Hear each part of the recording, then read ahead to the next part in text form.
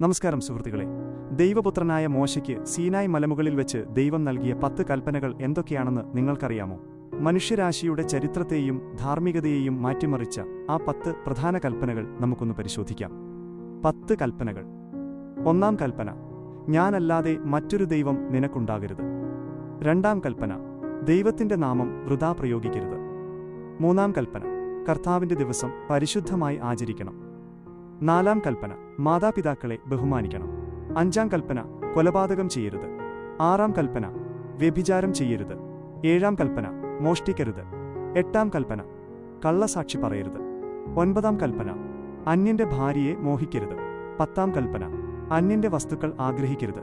ഈ 10 കൽപ്പനകൾ വെറും നിയമങ്ങൾ മാത്രമല്ല, മറിച്ച് നമ്മുടെ ജീവിതത്തെ ശരിയായ വഴിയിലൂടെ നയിക്കാനുള്ള ഒരു മാർഗരേഖ കൂടിയാണ്.